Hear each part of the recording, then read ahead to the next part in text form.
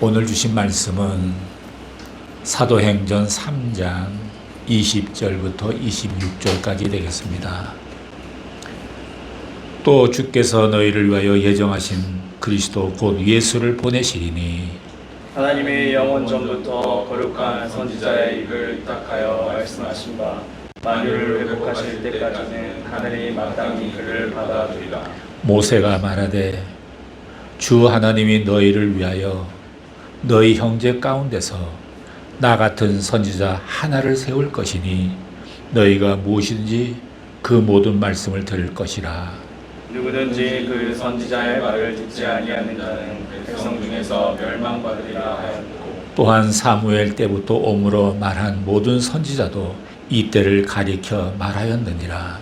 너희는 선지자들의 자손이요 또 하나님이 너희 조상으로 더불어 세우신 언약의 자손이라.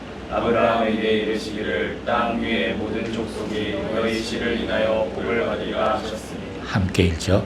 하나님이 그 종을 세워 복 주시려고 너희에게 먼저 보내사 너희로 하여금 돌이켜 각각 그 악함을 버리게 하셨느니라. 아멘.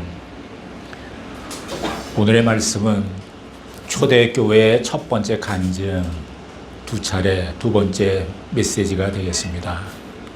하나님께서는 죄를 지어 죽을 수밖에 없게 된 우리들을 불쌍히 여기시고 구원하기 위해서 예수님을 십자가에서 피 흘리게 하셨습니다. 그래서 우리는 예수님의 보혈에 적신받으며 주의 이름을 부르는 자는 구원을 받습니다. 예수의 보혈, 그리고 예수의 이름이 우리를 구원하시고 능력을 베풀어 주십니다. 기적을 베풀어 주십니다. 베드로가 날 때부터 안전마이가 된 거린을 나사렛 예수의 이름으로 일으켜 세웠습니다. 그런 기적을 일으켰습니다. 이 거지가 믿음이 없었는데 일어났습니다. 그 정도로 예수의 이름에 능력이 있습니다. 이 사실을 베드로가 간증을 했습니다. 그리고 예수님을 예루살렘 사람들에게 소개하기를 바로 이 예수는 너희가 배척하고 죽인 그분이시다. 그러나 그분은 무덤에 갇히지 않고 사망 권세를 깨뜨리시고 죽음을 이기시고 부활하신 분이시다. 내가 그 부활의 증인이요 직접 목격한 목격자다. 이렇게 선포를 했습니다. 그래서 베드로는 예수님을 다시 새롭게 소개하고 있습니다. 20절을 함께 읽어보시면 또 주께서 너희를 위하여 예정하신 그리스도 그 예수를 보내시리니 하나님께서는 이미 오래전부터 우리를 위해서 예수 그리스도를 보내시기로 예정을 하셨습니다. 하나님께서 우리를 구원하시려고 예수님을 이 땅에 보내시며 십자가를 계획하셨습니다. 십자가에 예수님이 흘리시는 보혈이 그 보혈에 우리가 적신받고 모든 죄와 허물의 사함을 받고 구원의 길 안으로 들어오게 된 것입니다. 참으로 놀라운 일입니다. 내가 보혈에 적신받고 구원받았다니 이 사실을 알면 참으로 엄청난 사건이 아닐 수 없습니다. 세상 사람들이 아무리 경험이 많고 학식이 많다 할지라도 어찌 이 구원의 비밀을, 보혈의 비밀을 알 수가 있겠습니까? 그런데 우리는 알게 된 것입니다. 이것이 기적입니다. 이 예수님에 대해서 성경은 다음과 같이 소개하고 있습니다. 그는 태초의 말씀으로 존재하셨다고 말합니다. 요한복음 1장 1절에 보면 태초의 말씀이 계시니라. 이 말씀이 하나님과 함께 계셨으니 이 말씀은 곧 하나님이시니라. 태초의 말씀이 계시니라. 이 말씀이 성부 하나님과 함께 계셨으니 이 말씀은 곧 성자 하나님이시라. 이렇게 조금 나눠서 말하면 좀 이해가 빠를 것 같아요. 예수님은 태초에 하나님과 함께 계셨고 만물은 그로 말미암아 지음받게 되었고 그가 없이는 아무것도 된 것이 없습니다. 이것이 바로 사도 요한이 소개한 예수 그리스도입니다. 그는 하나님의 예정된 분이시다. 그 예정 되신 예수 그리스도였습니다.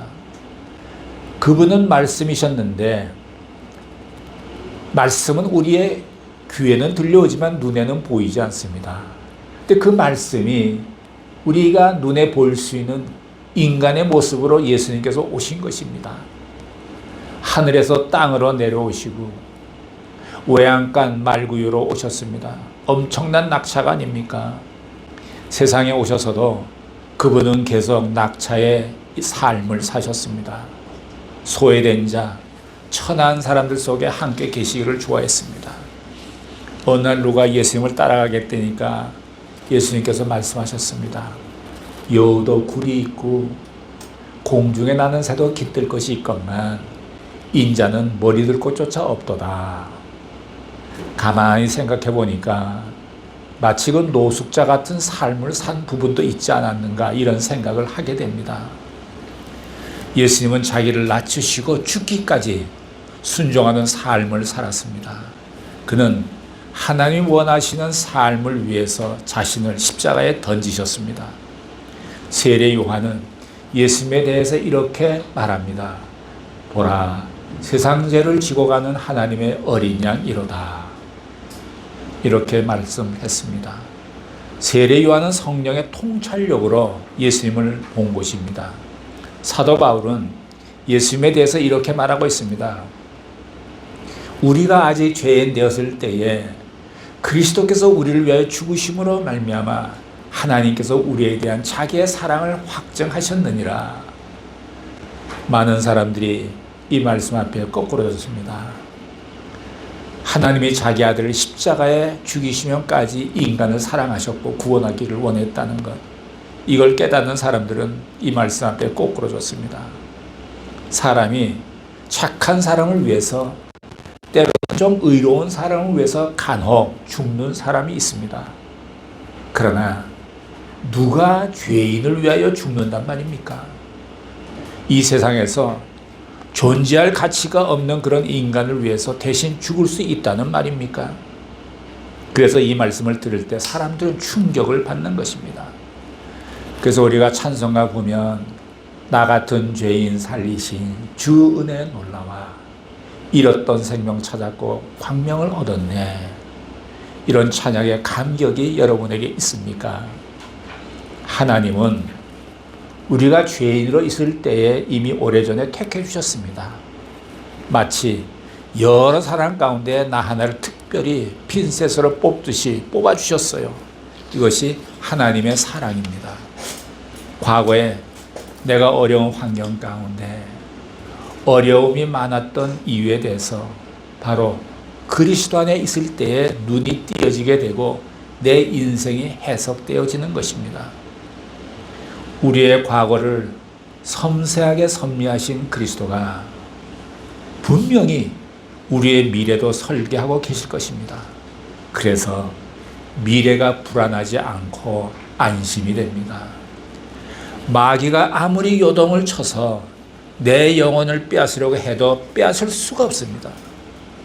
그 누구도 내 미래를 망가뜨릴 수가 없습니다. 하나님께서 나에 대한 섭리와 인도는 오늘까지다 이렇게 말씀하시고 떠나실 분이 아닙니다. 영원토록 함께 하시며 동행하십니다. 부모님들은 자녀들을 위해서 최선의 것을 계획합니다.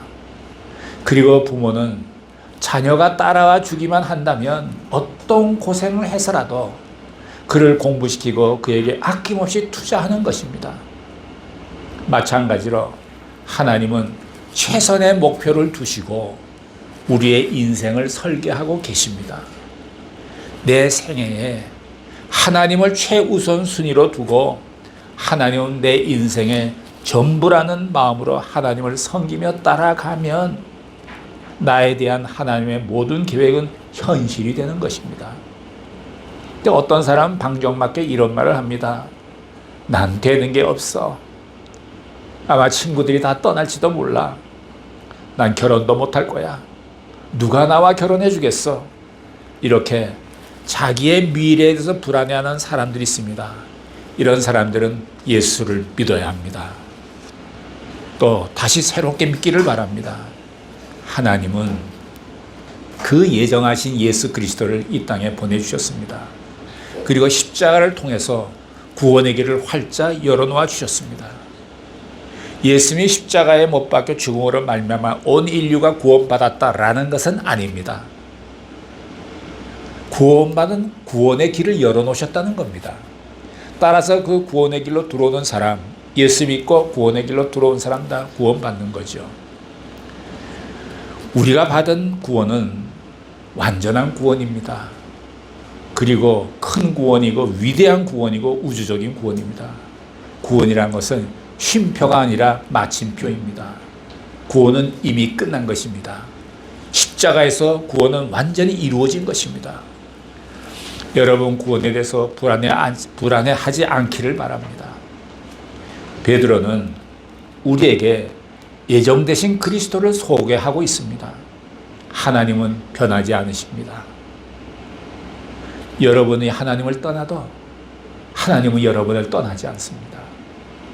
여러분이 하나님을 배신해도 하나님은 여러분을 끝까지 찾아가서 회개케 하고 용서하시고 구원하시고 여러분의 영혼을 되찾으십니다. 자, 21절을 한번 보실까요? 21절 시작.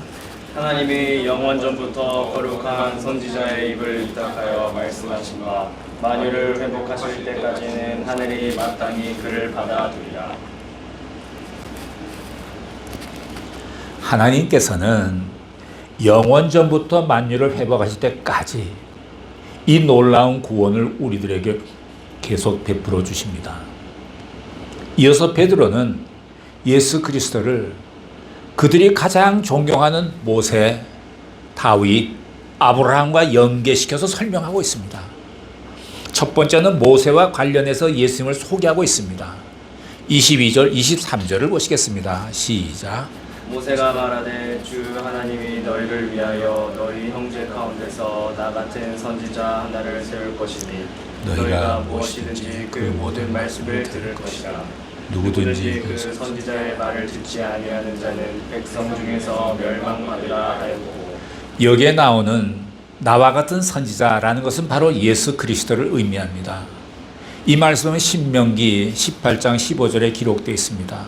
또 스데반도 사도행전 7장 37절에 똑같은 말씀이 기록되어 있습니다. 초대교회 신앙 고백은 예수님이 구약 성경에 약속된 메시아요 선지자로 오신 분이었던 사실을 믿고 받아들이는 것입니다. 왜 베드로가 이런 말을 했을까요? 간단합니다. 유대인들이 메시아가 온다는 사실을 믿고 있었어요. 그런데 그 메시아가 예수 그리스도라는 사실을 믿고 있지 않았기 때문입니다. 베드로는 유대인들에게 바로 너희가 기다리는 메시아가 모세가 말했던 그 메시아고 그가 바로 예수 그리스도다라고 소개하고 있는 것입니다. 그리고 그는 누구든지 그 선지자의 말을 듣지 아니하는 자는 백성 중에서 멸망을 받으리라고 했습니다. 지금까지도 많은 유대인들은 아직 메시아가 오지 않았다면서 기다리고 있다고 합니다. 자, 두 번째는 베드로는 예루살렘 이스라엘 사람들이 존경하는 다윗, 그 다윗과 예수님을 연결해서 말씀하고 있습니다. 24절을 보십시오. 24절 시작. 또한 사무엘 때부터 음으로 말한 모든 선지자도 이 때를 가리켜 말하였느니라. 사무엘 때부터 옴으로 말한 모든 선지자란 바로 그가 기름 부어 세운 다윗과 그 이후에 나온 모든 선지자들을 의미합니다. 예수님은 육체적으로는 다윗의 혈통에서 나신 분입니다. 베드로는 예수님을 모세가 말했던 그 선지자라고 이야기했습니다. 또한 그는 이 예수가 다윗의 혈통에서 나신 그리스도였다고 말하고 있는 것입니다. 마태복음 1장 1절에 보면 아브라함과 다윗의 자손 예수 그리스도의 세계라, 이 말씀 기억하시죠? 셋째는 베드로는 예수님을 아브라함과 관련지어서 소개하고 있습니다. 25절을 보십시오. 25절 시작. 너희는 선지자들의 자손이요 또 하나님이 너희 조상으로 더불어 세우신 언약의 자손이라. 아브라함에게 이르시기를 땅 위의 모든 족속이 너의 씨를 인하여 복을 받으리라 하셨으니. 베드로는 유대인들에게 너희는 선지자의 자손이요 약속의 자녀요 아브라함의 자손이다. 아브라함과 모세와 다윗에게 주었던 그 모든 약속이 바로 너희들 것이다. 그들은 얼마나 축복받은 민족입니까? 그러나 그렇게 큰 축복이 메시아를 거부함으로 말미암아 저주로 변하고 말았던 것입니다. 이스라엘 역사를 보십시오. 그 민족은 인류 역사상 가장 비참한 민족이 되었습니다. 사실 지금까지 노벨상을 수상한 사람들의 절반가량이 유대인들입니다. 그렇지만 메시아를 거부한 그 민족은 인류 역사상 가장 비참한 나그네의 삶을 살게 됐습니다. 나라를 잃었습니다. 가장 큰 축복이 큰 저주로 변한 것입니다. 그들은 히틀러 시대에 600만 명이나 학살당했습니다. 메시아를 거부했던 일이 얼마나 쓰리고 아픈 일이었던가를 알 수 있습니다. 그러나 하나님은 이스라엘을 결코 포기하지 않습니다. 그들을 다시 구원하시기를 원하십니다. 그들이 비참한 운명에 빠지게 되었지만 그로 인해서 사실은 복음이 이방인에게로 올 수가 있었습니다. 그 결과 많은 이방인들이 구원을 받게 된 것입니다. 창세기 12장 2절에 보면 자막이 있나요? 함께 보실까요? 시작. 내가 너로 큰 민족을 이루고 너에게 복을 주어 내 이름을 창대케 하리니 너는 복의 근원이 될지라. 하나님께서 아브라함에게 축복해 주시는 말씀입니다. 이 축복이 이스라엘에게 있었어요. 그러나 그들이 메시아를 거부함으로써 이 축복이 이방인들에게 흘러들어오게 된 것입니다. 우리 모두는 복의 근원이 될 수 있습니다. 가정에서, 직장에서, 교회에서 복의 근원이 될 수 있기를 바랍니다. 베드로는 모세와 다윗의 예언과 아브라함의 예언을 축복과 연결지어서 설명하고 바로 예수 그리스도다라고 말합니다. 자, 마지막으로 26절을 보십시오. 26절 시작. 하나님이 그 종을 세워 복 주시려고 너희에게 먼저 보내사 너희로 하여금 돌이켜 각각 그 악함을 버리게 하셨느니라. 이렇게 복의 근원인 약속의 자녀여 예언자의 자녀였던 이스라엘 백성이 이런 축복을 받고도 메시아를 영접하지 아니한 것은 너무나도 안타까운 일입니다. 그래서 이 메시아를 영접하는 축복이 우리들에게 흘러 들어오게 된 것입니다. 그러나 이스라엘 백성은 인류 역사에서 절대로 사라지지 않습니다. 이방인의 살 길은 하나님의 말씀을 듣는 길밖에는 없습니다. 그분을 영접하는 길밖에는 없습니다. 이것이 우리가 살 수 있는 유일한 길입니다. 로마서 11장 11절에 보면 한번 자막을 보시 읽어보죠. 시작. 없어요? 그러므로 내가 말하노니 저희가 넘어지기까지 실족하니냐? 그럴 수 없느니라. 저희의 넘어짐으로 구원이 이방인에게 이르러 이스라엘로 시기나게 함이니라. 그래서 이제 이 구원이 우리에게 온 것입니다. 그러나 하나님은 이스라엘을 결코 버리지 않으십니다. 그들을 반드시 다시 회복할 것이고 구원하실 것입니다. 그래서 이방인의 구원과 이스라엘의 구원을 다 같이 이루어질 때 우리 주님은 심판주로 세상에 오시게 될 것입니다. 우리는 지금까지 베드로의 간증을 들었습니다.